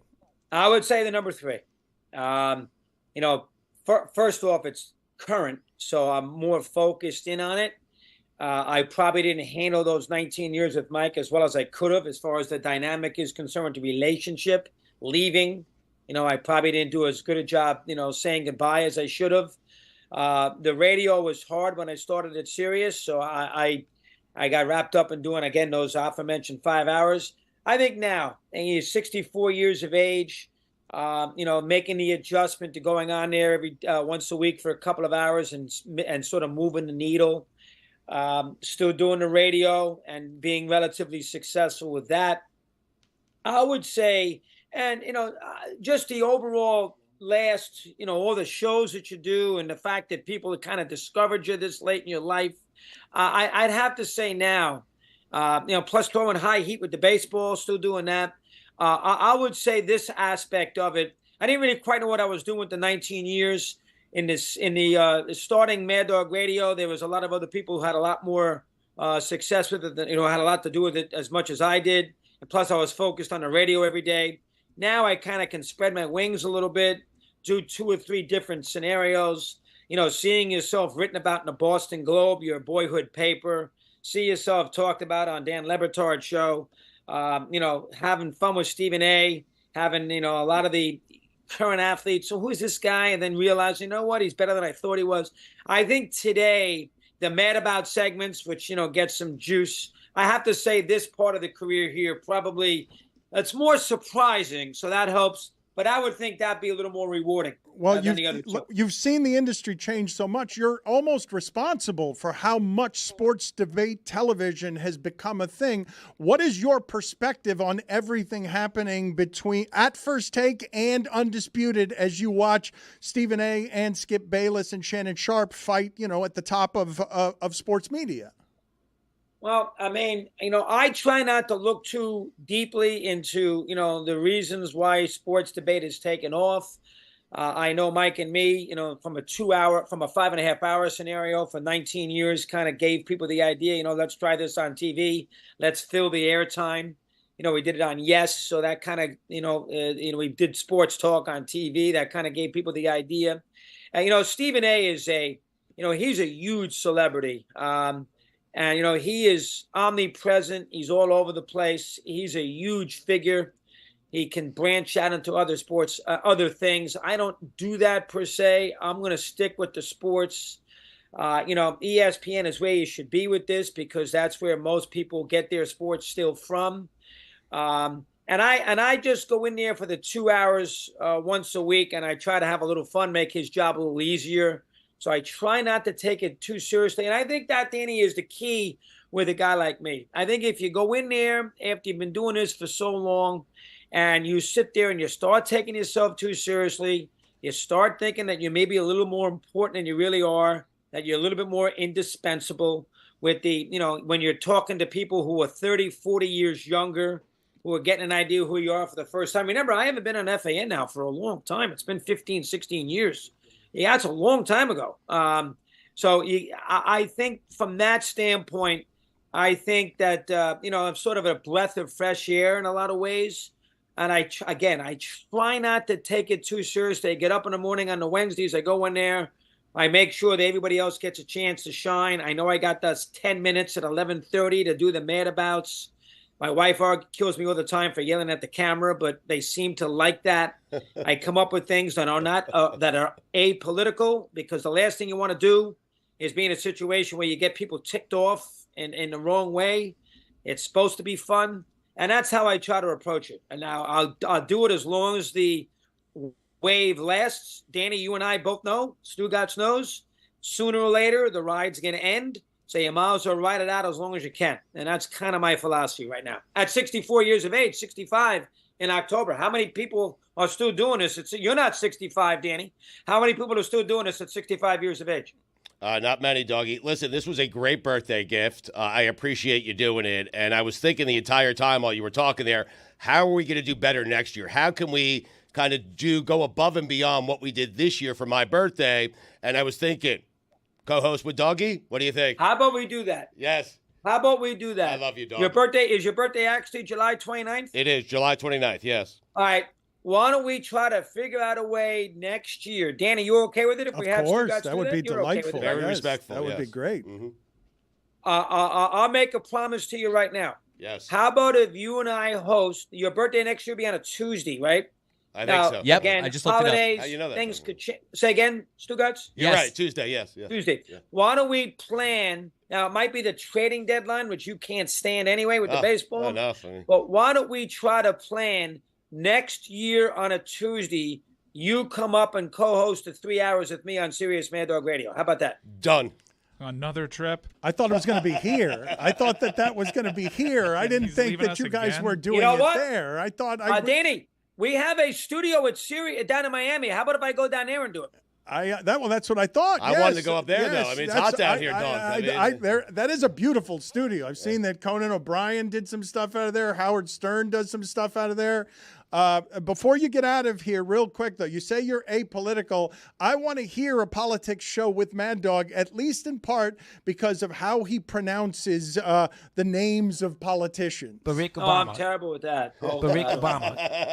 That's, The Barack Obama was a bad one. what about this one? Which one's worse, Barack Obama or this one?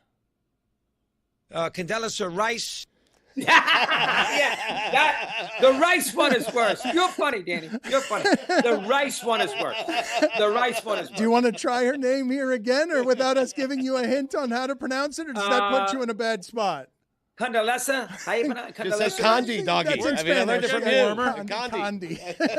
Condi. Part of the committee. It's sports now. You don't want to try Kamala, do you? Are you scared of that Oh, one? no, You okay? Kamala. Yeah, I got that wrong last week, too. I get Donald Trump pronounced right. Kamala Harris, yes. I actually did some politics last week. I did an historian for the Lyndon Johnson Museum down there in Austin, Texas, to compare those speeches with Johnson resigning in 1968 with the nomination. So I try to dabble in it a little bit. But again, as I said to you, Dan, this is a lesson for your little buddy right next to you there on his birthday. Stay in your lane. That's the key to longevity. A lesson for me. Mad Dog, good seeing you. Thank you, sir. Good job, boys. Always nice seeing you. Thank you, Doggy. Another happy See you, baby. birthday. See you, buddy. Another Happy birthday to him. I don't care. Good luck. Congratulations, Stugotz. You've arrived at 52 years Thank old. you. I had to go to Africa and to Safari to get rejuvenated. You with the birthday gift of Mad Dog, Yes. giving you the perspective of you hobbled through a hotel. What city was it in that you find? Rochester? I had to drive back up to Rochester after doing the 4 days in New York. at Somebody WFAN. saw you limping through and called you Papa. Papa? Like you were a grandfather. In of fairness some to her, sort. she was asking, "Are you Papa?" It was like that guy. Yeah. Papa? I'm still feeling that one Mike and Mike show that we did at ESPN, that it's not a sane way to make a living, to do more, to get ravaged by the things in morning radio. I wanted to circle back around here, Stugotz, on the news of the day or of the weekend locally, because the place that Tua was slotted among the salaries average per year. I really do want to talk about this part with you guys. Okay. Because you can tell me it's about the salary cap, but you don't actually know what the difference is between Jalen Hurts making $51 million a year. Lamar Jackson making $52. Herbert making $52.5. Goff making $53. And now Tua is at $53.1. You got Jordan Love at $55. Trevor Lawrence inexplicably at $55. And Joe Burrow at $55 a year. Between all of those, that's a 16-17 playoff record. That's 3 Super Bowl appearances, no Super Bowl victories. Why do we know and care about these dollar amounts if you guys aren't actually capologists who could slot something here and there and tell me what it gets them in terms of paying Bradley Chubb 2 years from now? But this dollar amount combined with Tyreek Hill's dollar amount, Jalen Waddle's dollar amount, that's a lot of guaranteed money wrapped up in 3 guys. Miami has in 3 guys, the only 3 guys in the league on offense who are making more than $70 million guaranteed. I don't think people give a shit about the exact dollar amount. They care about where are they ranked. What quarterbacks make less, what quarterbacks make more. And that just happens to be where the number's at. Yeah, that's an even easier way to understand. I want to know who's making more than Tua and if that fits the hierarchy of quarterbacks. You would say, what would you say? Would you say Daniel Jones is a bad quarterback or an average quarterback? Like, you can parse that. But remember all the hullabaloo surrounding his contract? Because of everyone being slotted up, Daniel Jones is now paid as an average quarterback. Trevor Lawrence didn't change the market. Tua had to settle for something less, and as soon as he did, Jordan Love got in with more. Yeah. Well, I mean, that's good agenting because like they made it easy for him there. It's also the guaranteed money, and that's a hell of a lot sexy to talk about. The guaranteed money is really what matters most. Mike, you say it's good agenting. The Dolphins, by doing what they did the way they did it, got Tua a little bit cheaper than Trevor Lawrence. I continue to ask you guys, though, why do you care about these Because things? it affects your ability to pay the weapons around it. And you've seen, like, the Chiefs weren't above it. The Chiefs had to move on from Tyreek Hill. And at a certain point, the Dolphins will probably have to do the exact same thing to make room for an escalating contract. It does seem like some of these teams, Dan, whether it's the Chiefs, even the Bills with Stephon Diggs in the offseason, they're choosing, hey, we're going to spend the money on the quarterback. The wide receivers are kind of interchangeable. That's not true. No, but they found one last year in Rice. But the most expensive, the value that is now being spent the most on is wide receiver. Like, there's been a sea change in the sport. I don't understand the disconnect here because it stands to reason. You pay your quarterback more, there's less money to go around, which just ratchets up the pressure for this season because you have all those guys on your roster now. So you're like, this is probably maybe the last year or the second to last year where I have those 3 together. I have to win a Super Bowl now in this window, or Tua has to be a guy at that position that can transcend the loss of Tyreek Hill the way that Patrick Mahomes did. The other thing that factors into why Dolphin fans are discussing this, and people in the NFL circles are just discussing this, Dan, is they didn't technically have to pay Tua. I mean, do you think Tua was really going to sit out this season? He was going to make $23 million. They could have waited till next offseason, you know? I tell you what Tua has to do. Tua has to be a little more graceful, though, with your blessings. You can't get in front of a broke-ass crowd talking about show me the damn Let's money. play that sound Come on because now. I was really surprised by this. I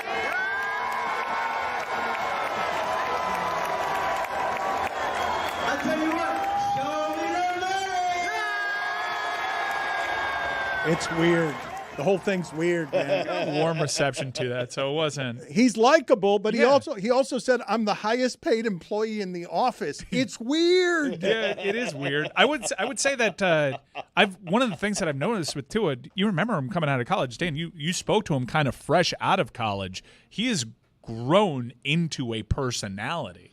He's gotten real confidence from this coaching staff, and I would say that he's gotten an amount of success that makes it, man, he was worried about retiring because of his brain. Yes. Like, to get to this, it's not to get to a Super Bowl. It's not. Yeah, it's not to get to a Super Bowl. When we spoke to Mike McDaniel at camp, he told us that he saw Tua at a charity event, and he saw a completely different guy than he'd seen in the public eye before, and he realized the failings, even though he didn't want to actually say Brian Flores, but we knew that Brian Flores did not, by pulling Tua in crucial moments, did not have faith in that man.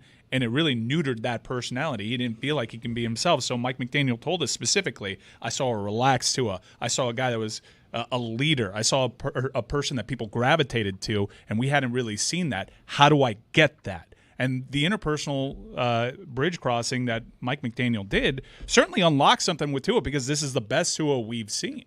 He led the NFL in yardage last year. So, I mean, listen, people can complain all they want. When you lead the NFL in passing yardage, this is the kind of contract you're ultimately and eventually going to get. Mike McDaniel really impressed me, just from the standpoint of leadership. He seems like a really fundamentally good person and a great leader and a great football coach. To go to bat for a guy, Dan, that he told us before anyone believed in him, I believe in that guy. He's the quarterback for my system. And he just showed you, because he went to bat to get him and he didn't have to. He just showed you, hey, that's my guy. I'm sticking with him. Absolutely. It's beautiful. It's syrupy. And also $100,000 more per year than Jared Goff immediately.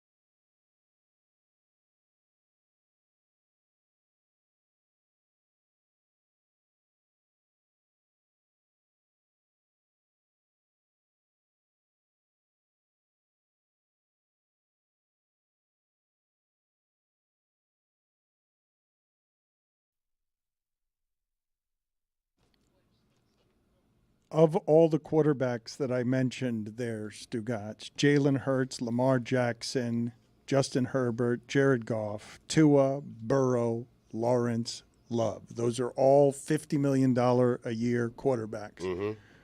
Burrow is the one traditional quarterback that all of us would say at $55 million, put him anywhere, even though his skill guys are really good too. Yeah. Put him anywhere, and we think he'll be a great quarterback. Jordan Love last year, with limited offensive weapons but a very good offensive line, looked to be in that category of quarterback over the last games when he went to Dallas and ransacked a Dak Prescott that gets accused of some of the same system stuff that Tua gets accused of, that Goff gets accused of, that diminishes Hurts as well. I think we all agree that Herbert, because he had great skill guys too, that Herbert looks the part of whatever it is that Burrow is offering you, and then Lamar Jackson is a weird amalgamation of system and changes at the position.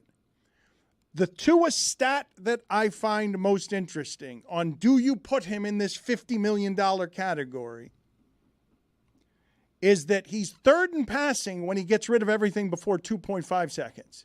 And he's 16th after that. So it's not just that you have to be perfect to wide receiver and your skill players need to be paid more than anybody else to keep it just so. And it's not just that your offensive line has to hold up, that you've gamed the system a little bit because your system allows him to get rid of it so quickly that he doesn't get injured and they're proficient quickly. But it better be perfect for him. Everything's got to be perfect for him. Including the weather. I mean, throw that in there as well. It's crazy. And the first-round playoff matchup. He's a weird quarterback. I'm not saying he's not deserving of the money. He's deserving of the money. He got the money. But if you put two out in the free market where any team could have signed them this year, do you think a single team would have offered him $55 million? Yes, I think a single team would have, but not that many. I don't want to do it. I don't want to. Single team offered Kirk Cousins that, and there was actually like a buyer's market for him. Right. You need. They got in trouble with the league for tampering because they needed to get an advantage at signing Kirk Cousins.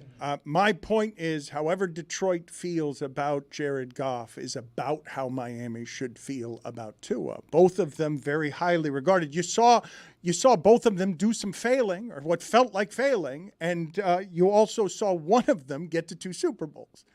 And he's got the $53.1 million, and the stat I just gave you on all that, a combined 16-17 record between all those $50 million deals. That's not actually winning anything. Because it's losing to the top guy. Right. Mahomes is doing all the winning. Yeah. That's at least part of it because they've got their top guy pretty cheap because they got him early and because the smartest of these guys know to allow for some savings in some corners so that you can do the winning because that game really hurts when you're losing. Like it hurts a little extra when there are losses involved with everything. I wanted to get to what Jerry Jones said, Stugotz, because tell me why this means anything. I've been making fun for a while about the fact that Jerry Jones is winning the business of sports because the Cowboys stink, but they're always relevant. They never win anything. They haven't won in 30 years, but they're the most valuable franchise, and he's the biggest businessman in the sport because he knows how to keep them relevant because he knows it's the circus, and he knows to say things like this that don't mean anything. Quote, I'm all in. I'm all in. What more do you want from the man? What else can you ask? I mean, they asked him. They asked him about Jordan Love's contract and do they think Dak is better than Jordan Love? And he took you all the way around the mountain when she comes, and he did not give an answer. It's easy to say yes, my quarterback is better than everybody else. He won't do it though. Yeah. He's all in. I mean. It doesn't mean anything. Those words mean nothing in a salary cap sport, right? They're all in. That would mean something if you were actually competing over the dollars, if there weren't limits and he had to actually fight these people. God, that'd be so great. Do you know how much more interesting? We obsess over the $50 million these quarterbacks get. Do you know how much more interesting all of this would be if Jerry Jones had to be fighting the next richest owner for a quarterback they both want? I don't know. I love soccer. I love club soccer. But before the year, outside of like some crazy historical outliers like with Leicester and whatnot, you got like 7 teams, 2 of which are actually competing for the title. It's not It's not all that entertaining from a like who's going to win a championship standpoint. You That's think why Jerry Jones would be winning everything if he was just getting all the players that he wanted? Well, not necessarily in football. In American football, that's also tricky because you have injuries there. But I would like to see a day. I don't think the salary cap's a bad thing in American sports. I like the parity. I like that you enter seasons, and across all major sports, you have fans saying this could be our year if a couple things break our way. Mm-hmm. But I would like to see something collectively bargained where you agree, maybe the quarterback position, maybe some like you got 5, like MLS does this. You have designated players. You can pay them anything. You have to be judicious, and then you can have a real talk.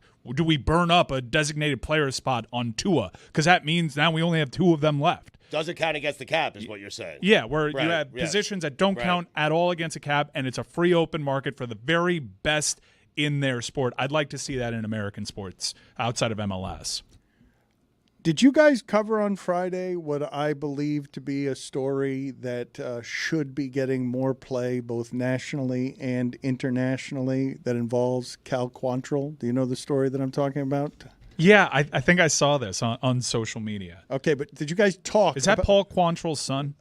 It has to be. It must be. How many Quantrills can there possibly be in this country that play baseball? I saw there was a Homer Bush Jr. Running around. Oh, boy. Really? Wait a Already? second. Already? Yes, there was a Homer. What? Yes, I saw a Homer Bush Jr. running around. Cal Quantrill. But do you know the story I'm talking about? What the Rockies pitcher said to Reese McGuire of the Red Sox. It is what I believe to be the single greatest insult in trash talking I have ever heard that also happens to be true in sports. Yelled at him in the middle of an argument, "You jacked off in a bleeping parking lot, you dumb bleep." I think he told him to go do that. No, No, he didn't. No. Just as a matter of fact. No, you've done that. I wiki searched you before this. Yes. Before this. No, not go do that. That would also be a good thing to insult him with. But go do that because I know you have done it. Yeah, like go do it again. Go do it because we all know this about you.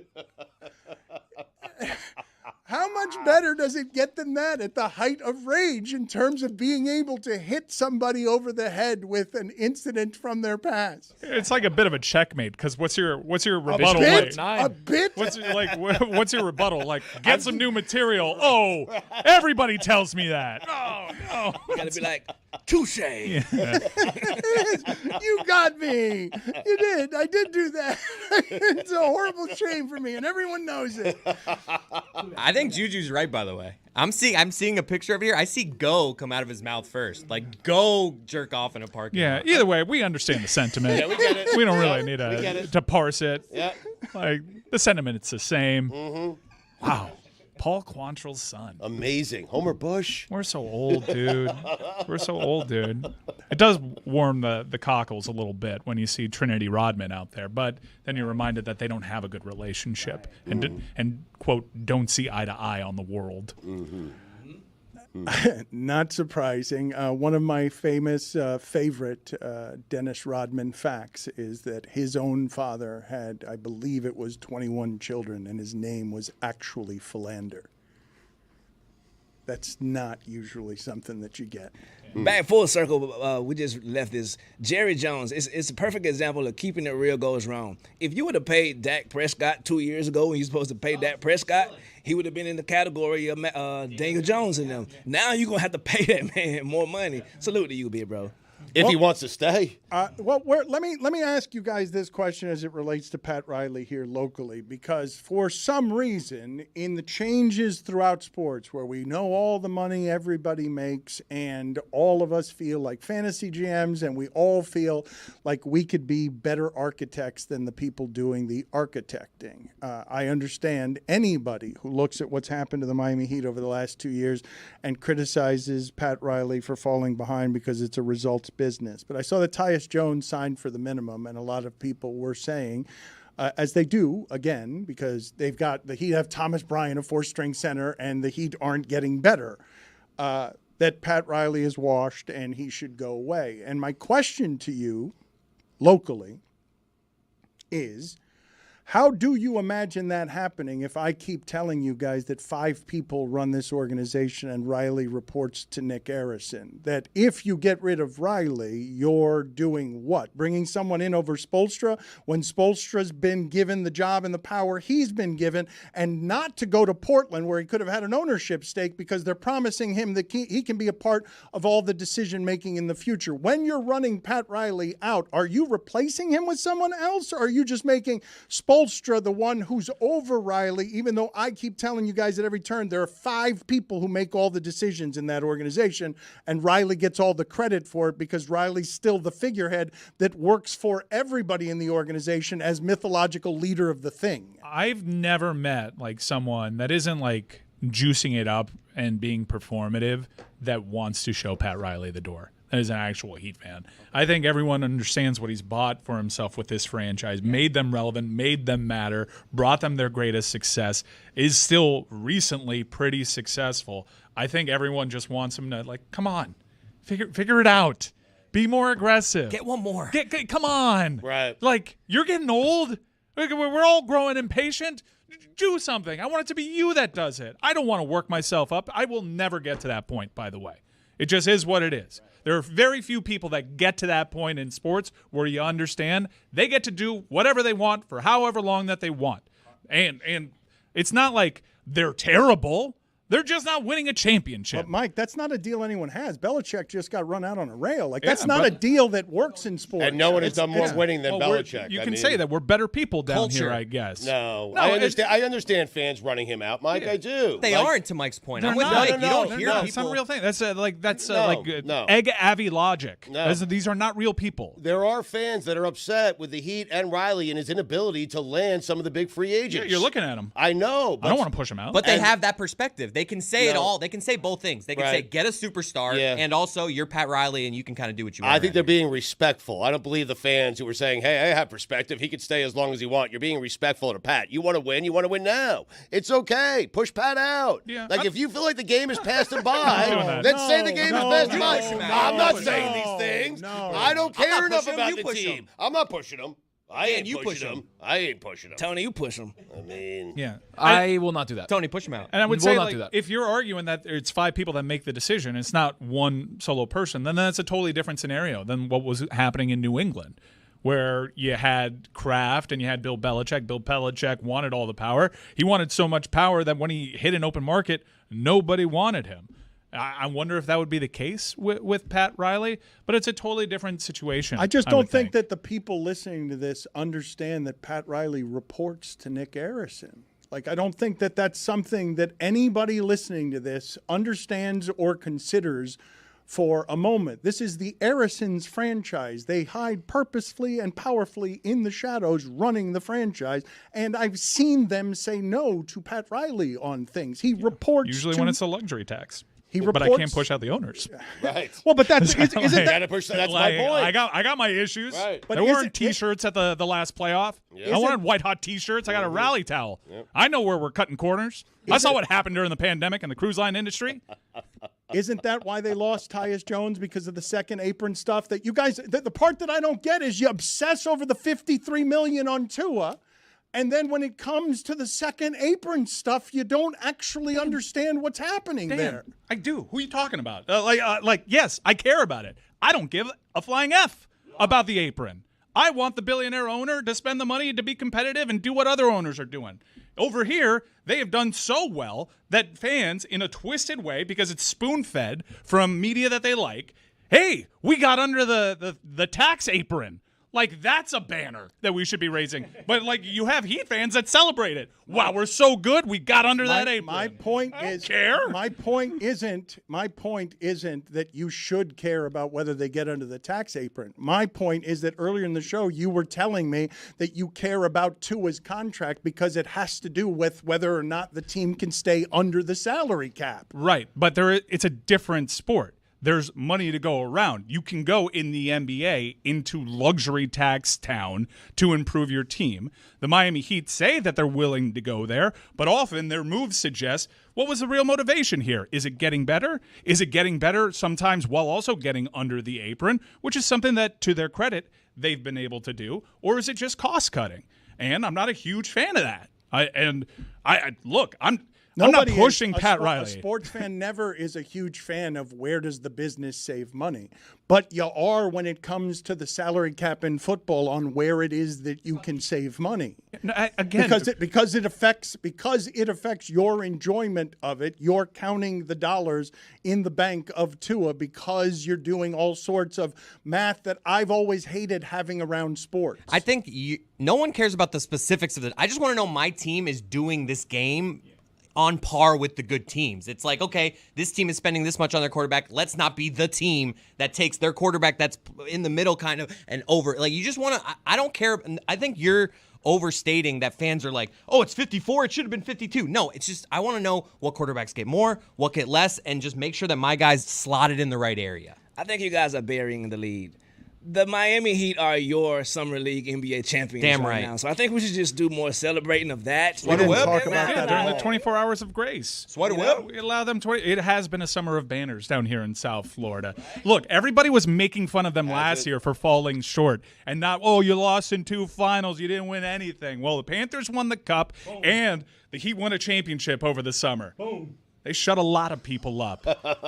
We did not talk at all about the Summer League championship. Why would we? And we are not going to talk. Were they talking about it in Africa? When's the parade? Championship. Rough summer for parades, by the way. They're all getting rained on. Panthers, Olympics. That Celtics Thanksgiving better look out. Celtics one did not get rained on. There were 1 million people there. Well, they outsource it to Miami half the time. What else did you guys like about the opening weekend of the Olympics? Because I was talking about us and some of the things that we're going to be doing over the next 2 weeks to cover the Olympics, and I don't believe we've ever covered the Olympics before. Not in any kind of organized way. Not caring about. We're always waiting. What's the storyline of the day that's going to make an appearance that we can talk about and chew on from pop culture? But I don't remember in our entire 20-year history of a show us ever planning or thinking about what we were going to talk about regarding the Olympics. Yeah, and I think we've done a decent job in chewing as to why that is. And we did have like one in London not too long ago, but I guess we were in different places, and the Miami Heat certainly were in a different place, and the offseason was a bigger deal there, and that would carry us a little bit more. But I think a lot of it has to do with it's all super accessible. It's in a time zone that we can all follow. If I want to watch handball, I can watch handball, and I can do it. And it's always great when we have sports on here. We're more invested because we are it's just working in a the job morning. where we can watch it. Oh, a spill here in the men's gold medal final in skateboarding. Right. You're not going to be able to recover from that one, son. Yeah, because we care about that now. Right. Also, I'm like a dog with a bone on women's water polo. It is going down. Salute to Flavor Flav, Don Staley. Salute to my girls, too, Giovanna Sokolic, Tara Prentice, Maddie Musselman, and Maggie Steffens, man. Come on, dog. We just caught an L against Spain. Now, the Spain, they got that look in their eyes. And they got a great goalie. It's also like a very married experience. Right. Sitting down on the couch, as Stugotz mentioned it, like my wife gets into the Olympics in ways that are pretty profound and that I'm really enjoying. She's more into it than I am, so much so that we're watching all the shoulder programming uninterrupted as a docu-series on U.S. women's gymnastics as they ramped up for this Olympics. That's quite good. That's and what lets it's me to get always invested. been, Mike. It's the Olympics. This is what I was telling you about Since last Karch week. Karai. I mean, yeah. Since before that, Stugotz. Karch Karai is not the original Olympic athlete on broadcast television. It is. It's a family event. It's always been. I'm surprised that you just realized it after 4 days again. Took me having a family.